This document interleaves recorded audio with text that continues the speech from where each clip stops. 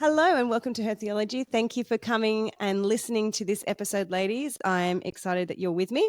As always, if you're new to Her Theology, you can find out more on Instagram at Her Theology. That's where I post some things, not regularly, but you can find some things on there. And you'll get updated when episodes come out. Obviously, if you like this episode or if you've heard other ones and you're enjoying Her Theology, please subscribe to whatever platform you're listening to, like it, share it with your friends and family. That's the most powerful way we can beat the algorithm because it's not always working in the favor of Christian ministry. Just throwing it out there. But I will stop talking about that stuff and get onto the good stuff. So I have just finished reading this book, 10 Dead Girls You Should Know About. Not know about, just know in general. And it's by Rachel Ciano and Ian J. Maddock. This has been a book that has really impacted me more than any other book recently, actually. It's been really helpful and encouraging for me. This book highlights the lost voices of many incredible God-fearing women that furthered the gospel over the past 2,000 years. It displays a wide variety of women, the meek and gentle to the bold and courageous, the quiet servants and the witty and loud disciple makers. It gave me a good laugh as well. This book encouraged me more than I expected, like I said. So each woman is called in her unique way to further the gospel, to grow the church, and most of all, glorify God. And as you read it, you will likely connect with several of the women and be really blessed by their powerful testimonies. Now, it's not without their errors. The authors have done a great job at highlighting their great motivations and heart for the gospel, but also the sinful struggles, and paired that with the harsh realities of Christian ministry. So I think it's a book for everyone, male and female. This book also helps you challenge and think through your theology. It ignites an inquisitive heart to read and understand the scriptures a little more, and just helps you see how God moves powerfully through women to spread the gospel and disciple others in his church. So I truly believe it will whet your appetite for further study into the church history, and it will also challenge you to stretch your capacity to serve and do all the things God's called you to do. So we are very privileged today to sit down with Rachel Ciano. She is currently a 2023 Anglican Deaconess Ministries Senior Fellow, and it is also a lecturer at Christianity in History at SMBC. She is also the author of this book, but also the book that came before this, which is 10 Dead Guys You Should Know. And she co-authored these two books with Ian Maddock. So Rachel, thank you for coming on the show. Pleasure. Thanks for having me. Sorry, that was a long intro, but worthy. It sounds like you enjoyed the book. Yeah, I did. I really did. Yeah, good. I was like, I could finally write a book review. I really enjoyed it. So I gave a little bit of a intro to who you are, but can you tell us a little bit more yourself? What does personal life look like? Yes. So I live in Sydney's inner west, and in my household, I have my husband, and I have two young sons. They're 8 and they're 12. So it's a very noisy, fun, chaotic household. Yeah. And yep, I love it. Yeah, I should say my husband is a church minister, so that's a big part of our lives. And we planted a church together in the suburb that we're in a bit over a decade ago, maybe 14 years. And so we've been doing that together over that time. And we started from scratch, just him and me, traipsing the streets, trying to connect with locals and see how the gospel addressed the needs in their lives, and thinking how to communicate the gospel best to them. So it's been a slow build over that time. Yeah. I love that. That's a lot of commitment. That's a big calling. Yep. A lot of obedience. I appreciate that. That's good. So I have to get stuck in. What made you and Ian decide to start this book series and write this book? Their series, starting with 10 Dead Guys You Should Know, and now into 10 Dead Gals You Should Know, originally started as a series of summer talks at a church in Sydney's West. And they wanted to have a person from church history presented. And so they asked faculty at Sydney Missionary and Bible College if they could come and do some of those. And so we spoke on people that we specialised in. And this church particularly wanted the history to connect with people in the congregation. So history should never sit in a vacuum, I believe. It should connect here and now and help us live more wisely. So that's what we did. So from that, we thought, or Ian came up with the idea, why don't we put it into a book? And so that helps set the tone of the book as well. So it is pitched at a very accessible level. So it's written by people who specialize in this area. So there's a lot of kind of, research and history. These are our specialty areas in many ways. But we've pitched it for the everyday person in church. Yeah. And we have pitched it, both books, to men and women. So the guys' book is not for guys and the gals' book is not for gals. Both books are for men and women in churches. Yeah, definitely. And I did really notice that as you wrote it. It was very like when you're reading through it, I'm going, oh yeah, I relate to that aspect of their life, or I relate to that challenge in ministry. It was very surprising. I like what you said, history shouldn't sit in a vacuum. You definitely doesn't feel like that as you're reading the book. It's quite good. I have to ask, how long does it take to write a book like this? Because I will say, listeners, there is footnotes at the bottom of every single page, well, nearly every single page, which to me says the authors you've done an awful lot of reading. So I'm curious, how long does it take to write something like this with all the research and the follow-up? It depends. So the first book took longer, but that was from different circumstances. This one was a bit shorter.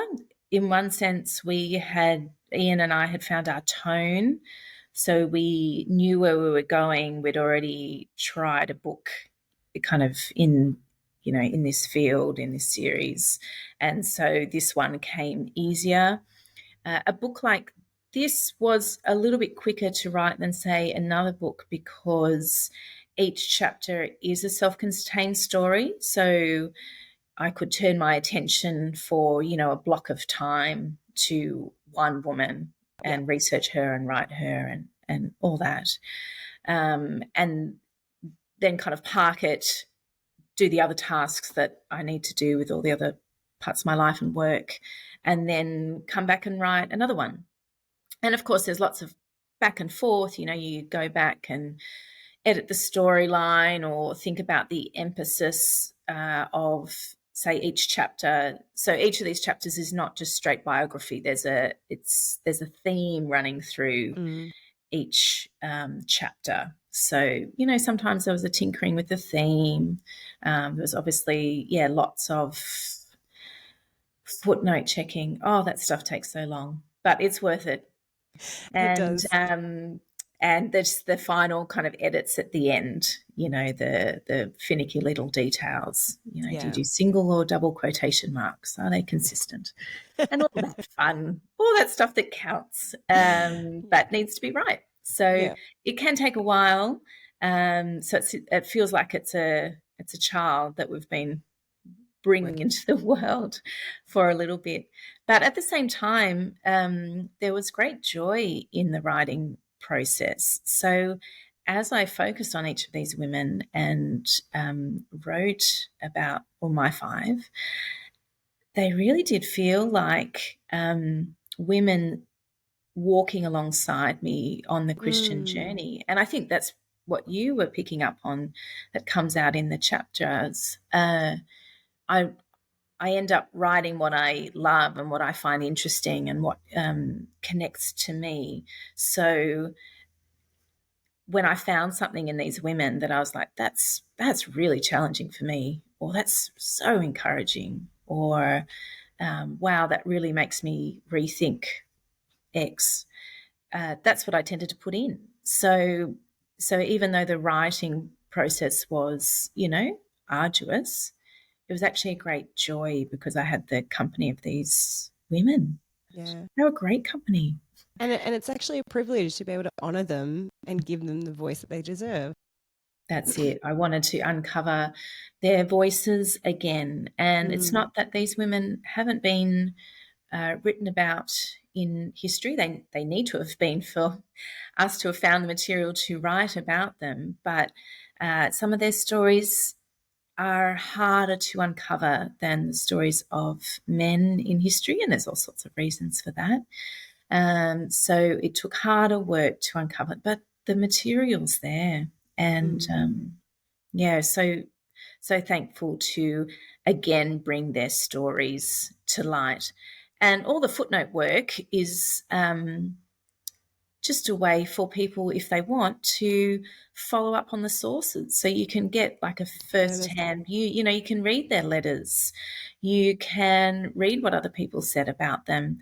So it's easy for readers to go away and find the bits and pieces that help us know who these women were. Yeah. I mean, I'm definitely going to go read some of their letters because Anne Dutton just seemed like a real, am I allowed to say this, kick-ass woman? And I just thought, I need to read her letters. She's just such a, well, she was really powerful to me. So yes, that's absolutely. Yes. Yeah. Her, and in many ways, her power came through her letter writing. Absolutely. That was her voice. That was the realm in which she could contribute to the Christian church in a very specific way. So that was her voice. And so thankful that those letters survive. Yeah, that's great.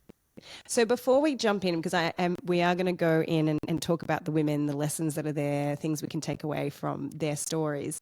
I just thought it might be really good to, I know for me, church history or Christianity in history is a relatively new topic in the sense of I know it's there, but I haven't really had the time to start studying it, but I've wanted to. But I'm not sure if I could verbalize why it's important. I think sometimes we can get stuck on, oh, when I read, I need to just read the Bible.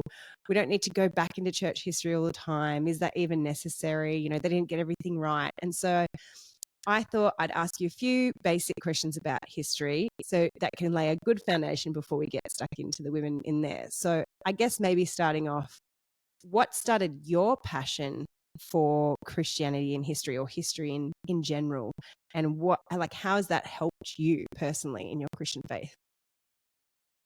I think in many ways, at the beginning of my journey into history, I was very much like you. I was like, I don't quite see why I need to do this.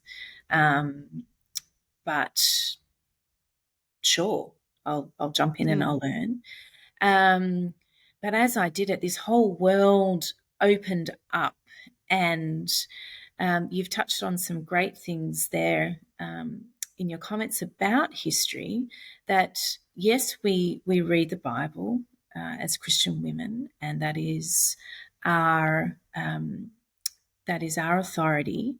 But what history does for us, and particularly as we look at the history of the Christian movement, Christianity in history, is we get to see how other people interacted with the Bible, valued the Bible, sought to live out the Bible in their particular cultural contexts.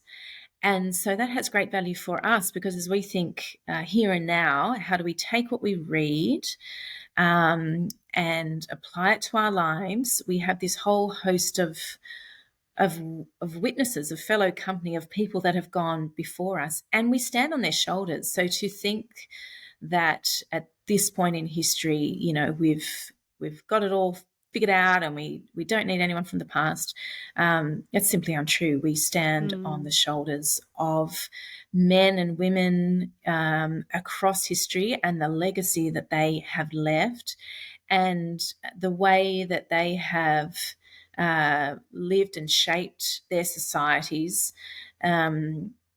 is what we inherit today. So many of the things that we take for granted in our societies, things that we take as normal. For example, the issue of consent.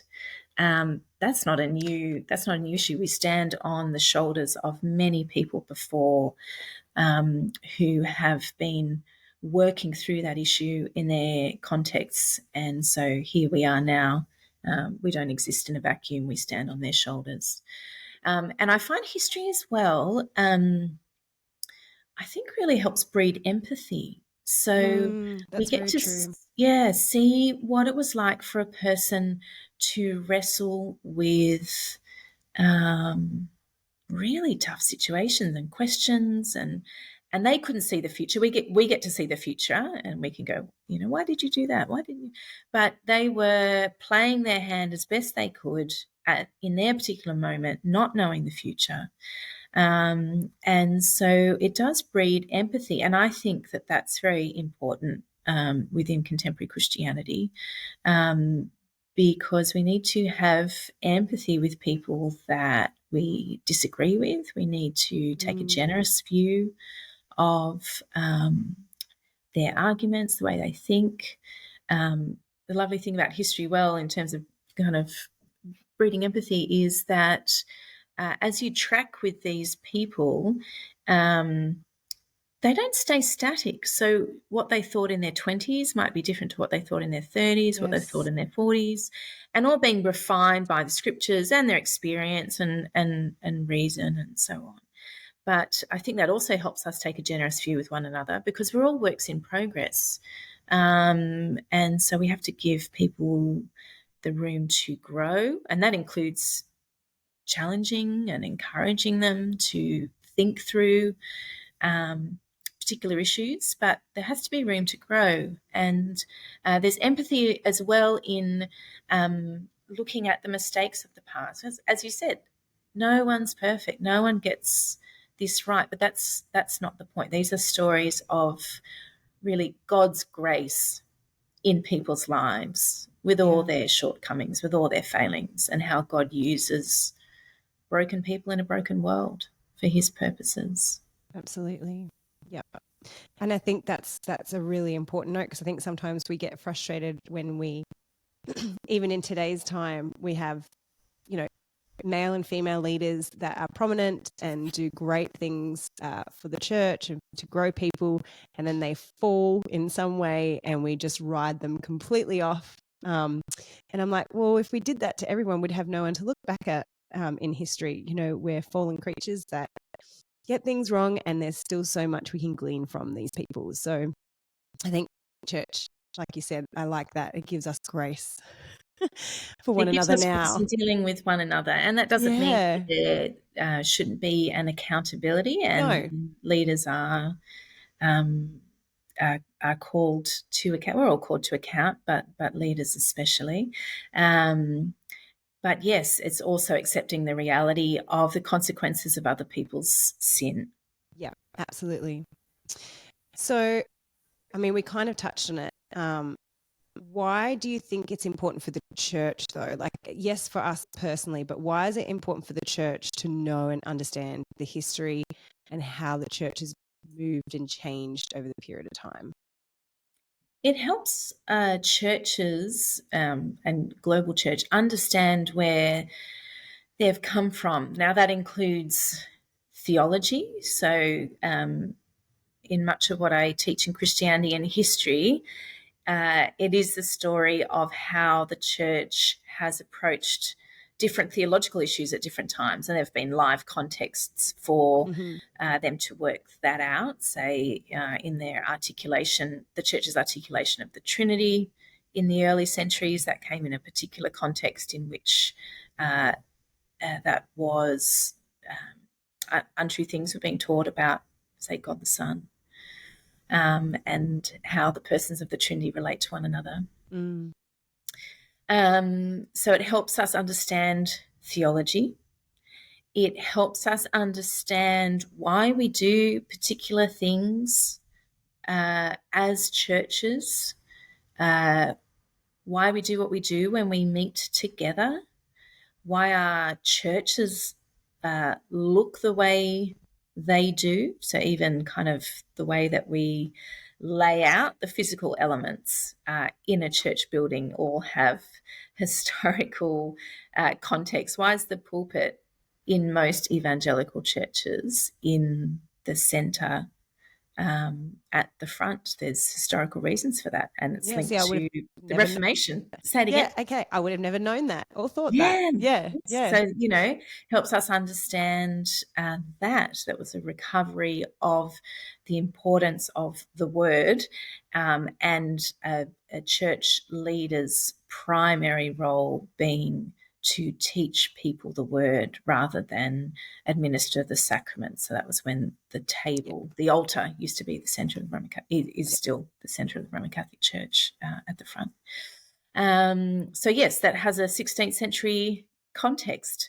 The fact that we have Baptist churches, Anglican churches, Pentecostal churches, Presbyterian churches, all of those have historical contexts. So to understand the particular church you're in, it's really helpful to understand why. yeah, Why was that necessary? And even Protestantism, that's emerged from the 16th century recovery of the gospel in the scriptures.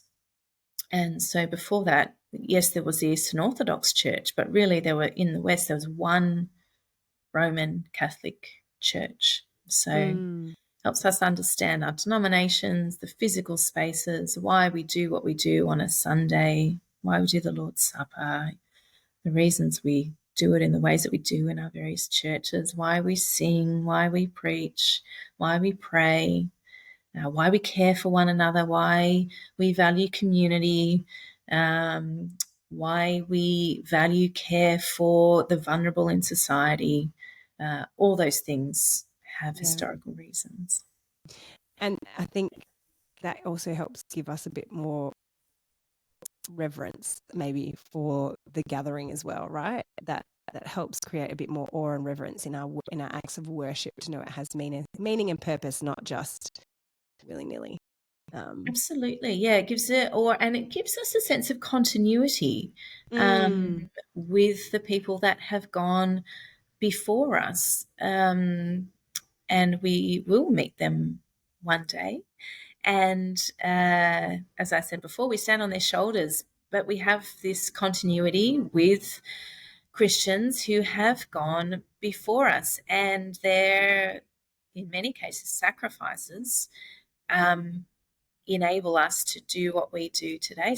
So holding a copy of the Bible in your hands, in your own language, has cost people dearly in the centuries before us. And so, yeah, there's a sense of awe and thankfulness mm, that they did what they did in their time so that I can carry a Bible yeah, around with me in my bag. yeah. And I think that's why I really enjoyed the book, Catherine Booth, you wrote on, which that was a big, I'd never heard of her before. And so for our listeners, she's I guess is the mother of the Salvation Army now as we know it, but just to hear her story of how she's impacted, yes, the Salvation Army and helped create that, but more so maybe you can share, I'll let you do it, Rachel, how she, looking back, reflecting on her story, has impacted not just the church, but also society as a whole. I know She had a massive impact, on society through the Salvation Army, along with her husband William, although they did work sometimes on different projects. So one of the projects that she worked on was tackling child prostitution in Victorian Britain in the 19th century. Now, it was particularly rife at that time, and of young girls, there was a particular vulnerability for those from lower Yeah. socioeconomic classes. So, where families were struggling to make ends meet, that made their daughters, their girls, susceptible to being sold and being trafficked in order to help the family. And other girls were abducted off the streets of London and brought into that.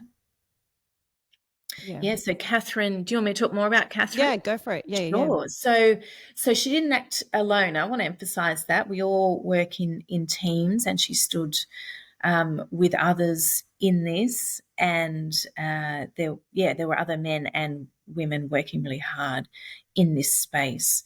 But it was something that was close to her heart, particularly in the latter years. That was one of the last kind of, I don't want to use projects, but the last thing she wanted to tackle in terms of the difficulties faced by many people in Victorian Britain.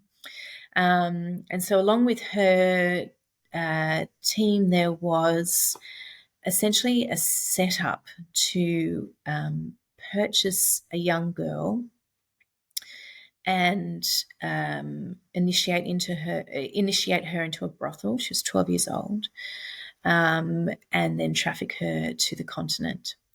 So they performed this feat, but rather than her having the fate of other girls, yes, that's right. Yeah. she didn't know that this was a setup, because she really thought that this is what was going to happen to her. Her mother sold her. The mother didn't know either. So she got to the brothel. She was left alone in a room with a man for an hour, but that man was an investigative journalist, and he did not touch her. And after they trafficked her to the continent with Salvation Army officers and people who knew that trade and those routes, looking after her, taking care of her, this journalist was able to write it up on the front page of the Pall Mall Gazette and get Britons talking about an issue that they just did not want to talk about. And so on the back of that story going viral, which I was that was a really cool point in the book, that you're going from 175,000 readers to 1 million with this article. Like, it's the first viral thing that we know of, right? Yeah, I'm sure. But yes, it certainly went viral. Yeah.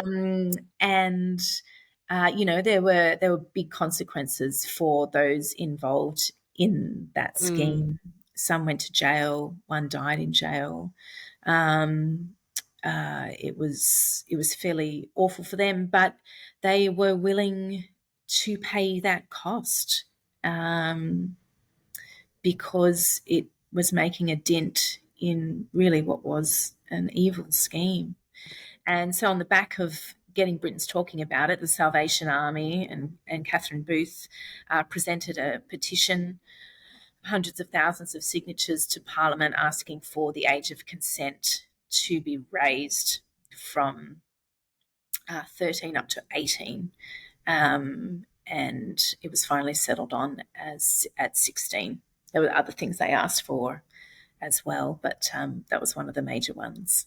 I mean, that's huge. When I read it, I thought, wow, we can sometimes feel like it's an uphill battle, and we can feel like, I'm called to be the voice for the voiceless for whatever cause it may be. But here's proof in the pudding that, with hard work and endurance and continuing to be faithful to the word and where God's called you, they changed the age of consent. I mean, from 13 to 16 is a big leap. I mean, 13 is young. 16 is still young, but you get what I mean. It's still a great improvement, and it was really encouraging to see how that also helped, I guess, grow the Salvation Army to be a worldwide church, which was amazing.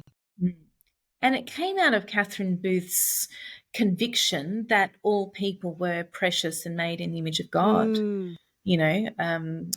Shortly after her death, someone who knew her well described her as a lover of humankind. And that's what she was. So it was the gospel that drove her to do this, because she saw these girls in very vulnerable positions being exploited.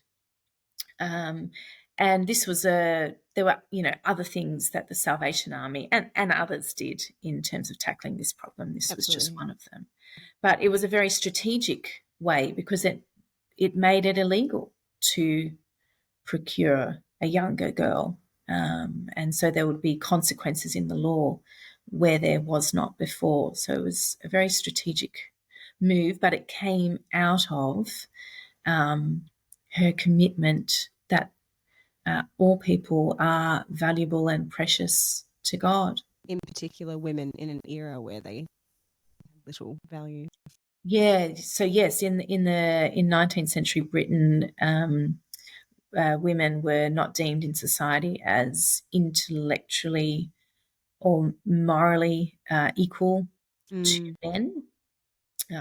Charles Darwin wrote on that, and others as well. So it was kind of the water that they were swimming in where women were not as valuable, and Catherine refused to accept that. She said, no, women have equal ontological worth, equal worth in their being because they're made by God.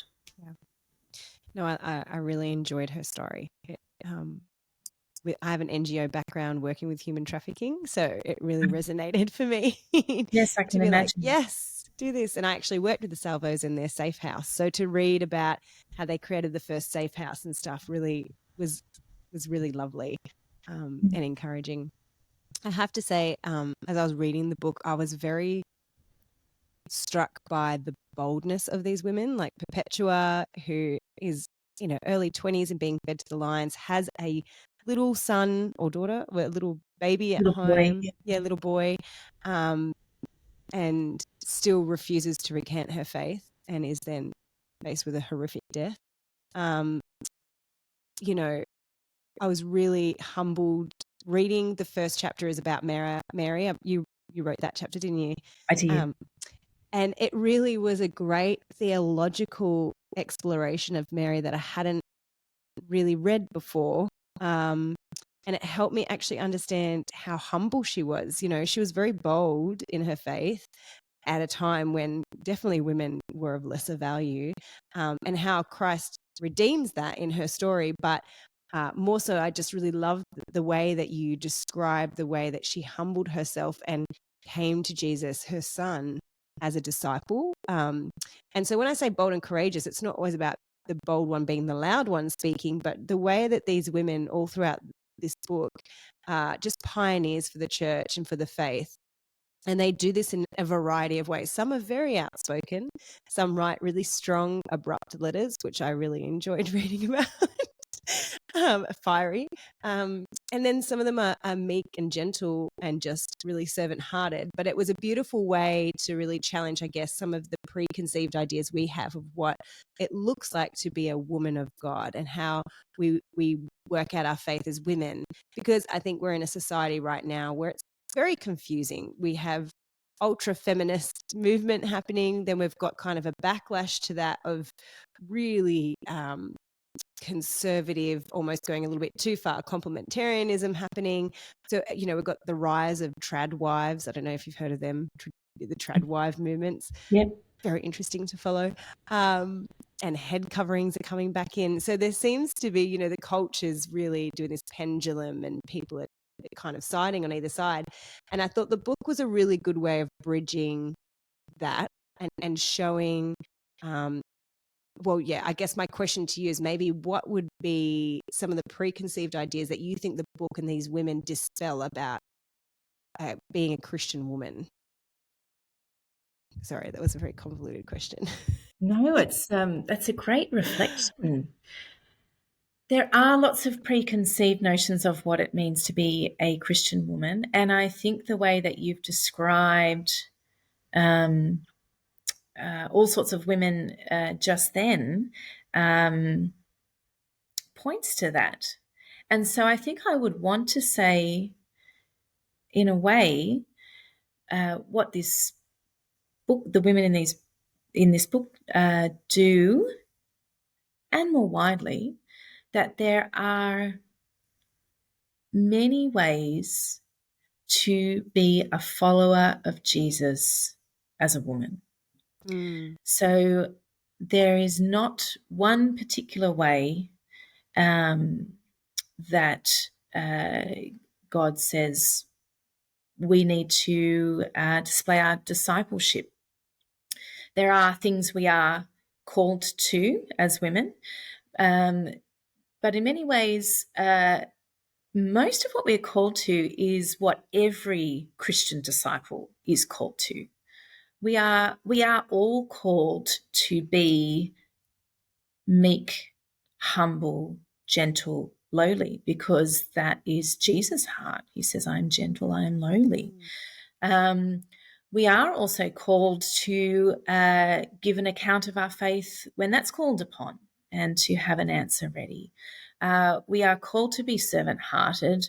We are called to radical discipleship. So in those things, men as well as women who follow Jesus are to display those things in their discipleship, which is why this book is not just for women, it's for men and women. Now, I am married, as you know, I have children. So the Bible says that I am to love my husband and love my kids. But what that looks like for each woman is going to be really different in each context. And so I think there's actually a lot of freedom in that. And, these conversations can get a little bit heated, but I think we do need to be generous with one another in taking, a generous view that the other person who lives out their discipleship differently to me is still seeking to live for the Lord. Yes. And use their particular skills and gifts in their context. And if that woman does it differently to me, that's because God has wired her differently, given her different skills, experiences, situations, different spiritual gifts.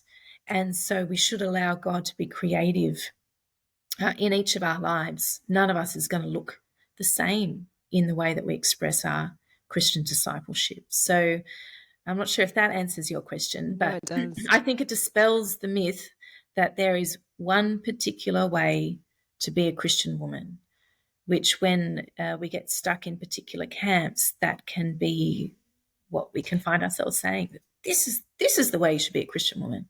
I don't think that's the case. There's not a pink letter edition of the Bible. There's not a Bible for women, really, even though there are some that are sold as such.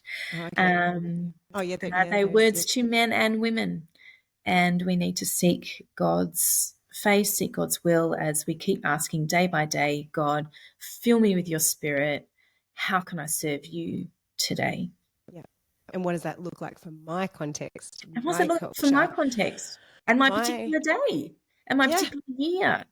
So that's going to change over time. So even our expression of discipleship is going to change year by year. Absolutely. You've got, young kids under your feet. That's going to look different to when they're in primary school, perhaps high school. If you're single, that's going to look different. Your life is still going to be very, very busy, but with different things. So you're going to have different struggles. Yep. People that are married but don't have children, there can be lots of reasons for that, and potentially grief there. But that means that the pattern of your life is going to look very different. But I think we need a bit of kindness towards one another in this space, and women, we need each other. We need to support one another and uphold one another. It can be very difficult being a Christian woman a lot of the time. And so if we can find ways to support and encourage and nurture not just the Christian women we agree with, but the ones that we don't, then I think that's a precious gift and would do the church well. Yeah. And like you said, looking back at their stories gives us the grace for that. Mm-hmm. Absolutely. I have to say, I really liked the title of the book, Leaving an Enduring Legacy.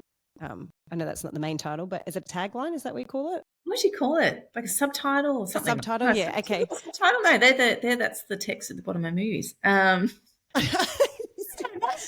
Anyway, here it says, leaving an enduring legacy. That to me is I was like, it's the elevator pitch. I don't know. Yeah. It is like that. So why do you want to know that about these women? Why are they 10 dead gals you should know? Because they leave an enduring legacy to the church. What would you say, and this might be a bit hard to answer, but what would you say is their legacy? Could you summarize it a little bit?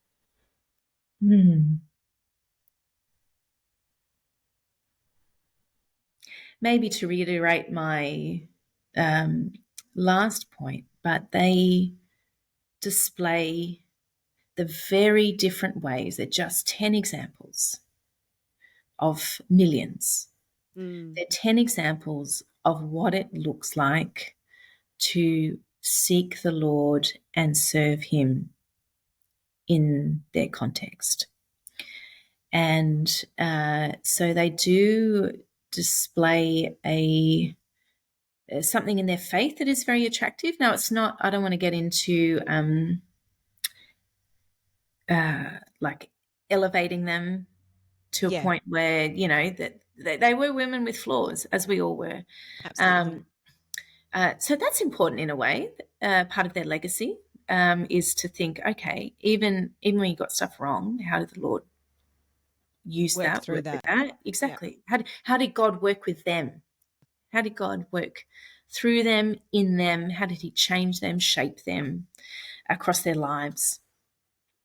And they all left different legacies as they lived out their discipleship and shaped the church. So Mary provides us with a beautiful picture of, like you said, becoming a disciple of her son. The last picture of that we have of her in the New Testament is sitting in the early Christian community praying. Perpetua, she gives us a legacy of a young woman, she's probably a very new Christian, who simply could not acknowledge Caesar as Lord, and so went to her death. So there's a legacy there of standing up for Christ when it costs you everything. I'll just speak about the ones I wrote on. Jane Grey gives us the legacy of a woman who was highly educated in Protestantism. And so in her writings, we have a wonderful legacy of theological principles. Yes. And to look at a woman who really, she had the opportunity, where others didn't, to engage with the study of the scriptures and theology at a time when that wasn't accessible to most women. And she did so. And so even at her death at 17, she was probably one of the most educated women in England, and she had reformers as pen pals. Yes. She So was she was really moving playing in with the a circle. giants. Yeah, she was. And she knew she was. She knew that it was a bit awkward to write to older male reformers, but she didn't want to miss the opportunity. She said, look, I'm going to be bold. I want to learn from you. I really look up to you. I loved that when I read her story. Yeah. And I actually was like, this is a really healthy picture of men and women being friends as well. It's not always sexual. They can just be friends and glean from each other. Absolutely. Yes. She, had kind of great writing relationships with some of these men, and she was a theological heavyweight. She really was. She was astounding. Catherine Booth, we've talked about her legacy, and also her legacy just working with the down and outers in Victorian Britain. So people were doing it tough. She believed the gospel should be for all people at a time when the gospel really wasn't reaching the lower classes. And so she's her legacy is leaving us a picture of what it looks like to take the gospel to people in society who are not hearing it. And addressing their social needs was part of that. She realised that needed to accompany the preaching ministry. And then Gladys Aylward, so she leaves a wonderful legacy. She was a missionary in China during the war there in the 20th century, mid-20th century. And she was a very small, in many ways, completely unremarkable woman. And God used her incredibly in that place to preach the gospel, both through storytelling in a hostel that she helped run for travellers, in preaching the gospel in isolated villages when she was essentially hired as a foot inspector when binding of feet was outlawed. They found the one woman with unbound feet in the area and said, would you go and help inspect and make sure that the practice isn't continuing? And she said, well, yes, I'll go and do that, but only if you let me preach the gospel at the same time. Just And bold. they allow, Bold. yes, absolutely.